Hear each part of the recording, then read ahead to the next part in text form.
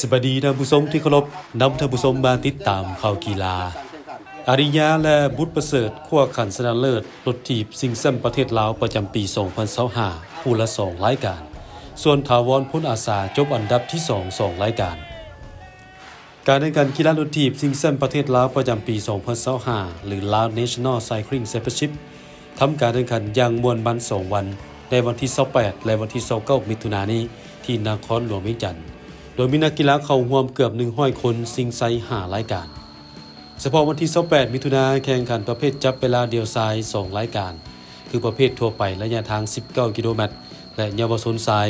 อายุบ่เกิน18ปีระยะทาง15กิโลเมตรแข่งขันอยู่เส้นทาง450ปี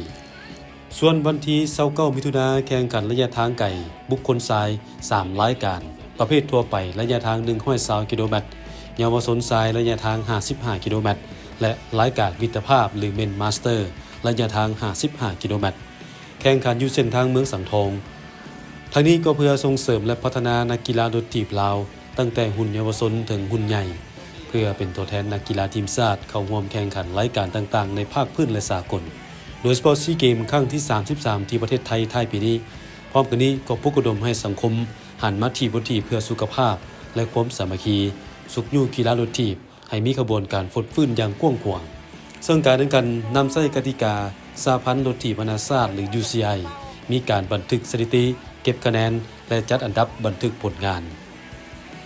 จุดประสงค์ของการแข่งขันเทื่อนี้ก็เป็นเพื่อพัฒนานักกีฬาลาวบ่ว่าแต่รุ่นทั่วไปก็คือรุ่นเยาวชนให้มีการพัฒนาฝีมือการแข่งขันให้ดีขึ้นสู่กับระดับสากลก็คือระดับอาเซียนผลของการแข่งขันมื้อนี้แม่นจะทำห้องหรือสหพันธ์รถถีบนานาชาติหรือว่า UCI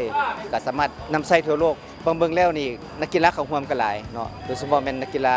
รุ่นเยาวชนก็มีหลายขึ้นหลาย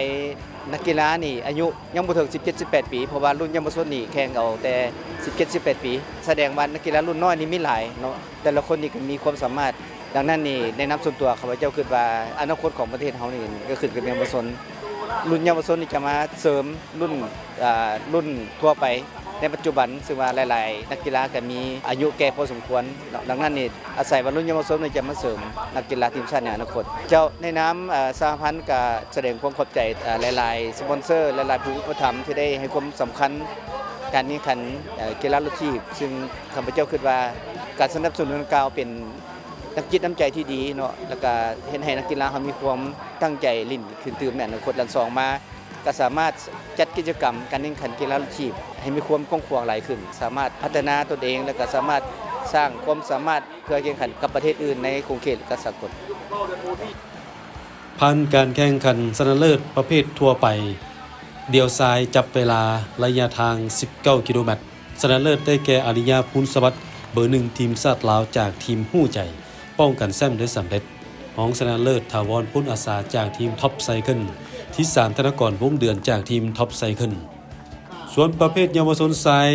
จับเวลาเดียวทรายระยะทาง15กิโลเมตรแชมป์เป็นของบุตรประเสริฐจันทภารีจากทีมท็อปไซเคิลที่2สุขสวรรค์วงศ์ภักดีจากทีมท็อปไซเคิลเช่นกันและที่3เป็นของอภิชาติสุธาวิไลจากสหพันธ์รถถีบแขวงปอแก้วประเภททั่วไประยะทางไกล120กิโลเมตรชนะเลิศได้แก่อาริยาพูนสวัสดิ์จากทีมหู้ใจป้องกันแชมป์ได้สำเร็จรองชนะเลิศถาวรพ้นอาสาจากทีมท็อปไซเคิล